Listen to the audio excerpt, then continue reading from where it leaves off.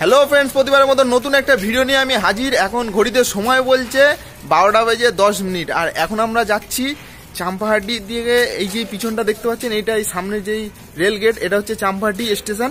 আর আমরা এখন এই সামনের দিকে এগিয়ে যাচ্ছি। এখন যাব আমরা সীতাকুণ্ডুতে।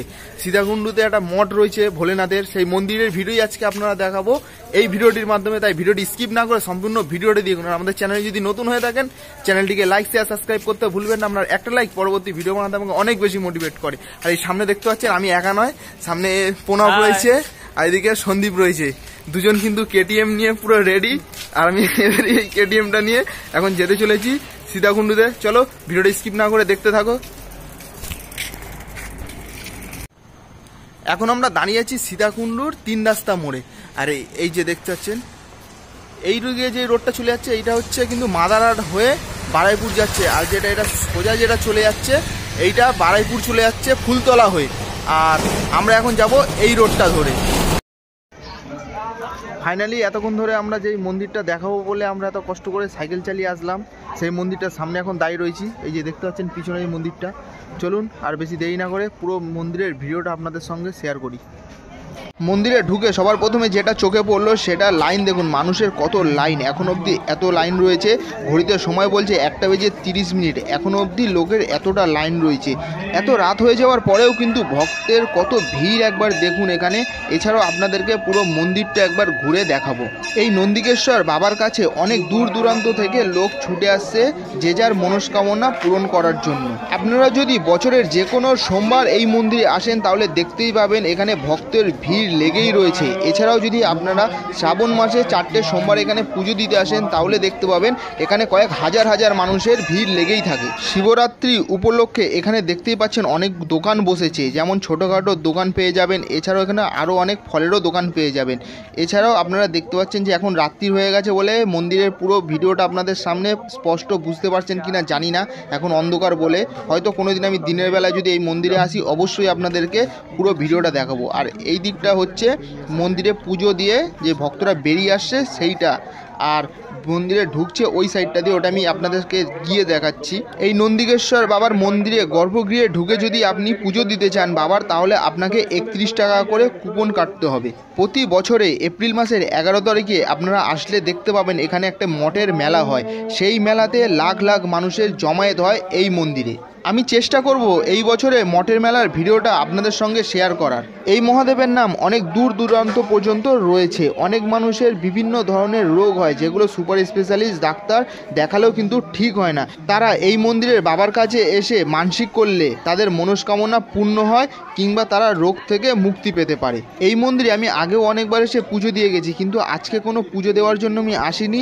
আজকে আমি মেনলি যেটা এসেছি এই মন্দিরের ভিডিও বানানোর জন্য এবং এই মন্দিরের সম্পর্কে আপনাদেরকে সম্পূর্ণভাবে বিস্তারিত জানানোর জন্য। মন্দিরের গেটের সামনে রয়েছে নন্দী মহারাজ। আর এখানে দেখতেই পাচ্ছেন যাদের পুজো হয়ে গেছে তারা কিন্তু নন্দী মহারাজকে এখন পুজো করতে কিংবা জল ঢালতে ব্যস্ত রয়েছে।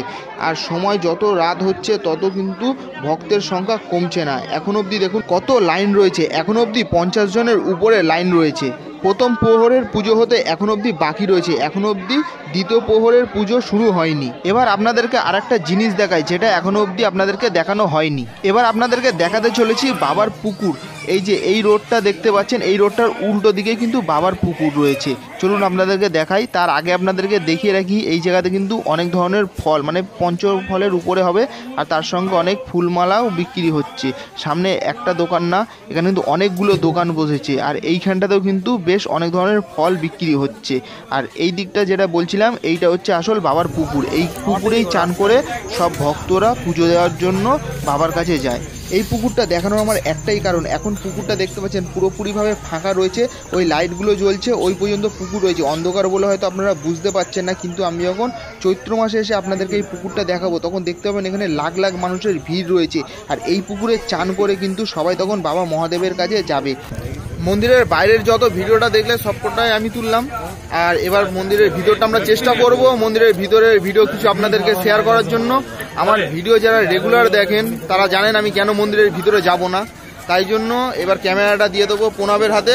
প্রণব এবার আপনাদের মন্দিরের ভিডিওটা যতটা পারবে দেখানোর চেষ্টা করবে। এখন আমরা শিওর না যে মন্দিরের ভিডিওটা আমরা দেখাতে পারবো বলে, তা আমরা চেষ্টা করছি মন্দিরের ভিতরে মহাদেবকে দেখানোর।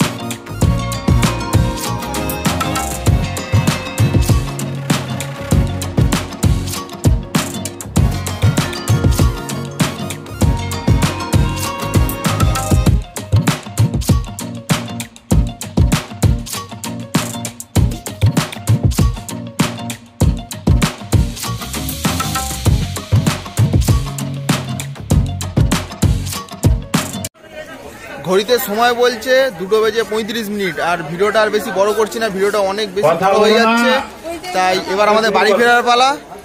আজকের ভিডিওটা এই পর্যন্তই, দেখা হবে পরবর্তী কোনো নতুন ভিডিওতে। ততক্ষণ ভালো থাকবেন, সুস্থ থাকবেন। হর হর মহাদেব।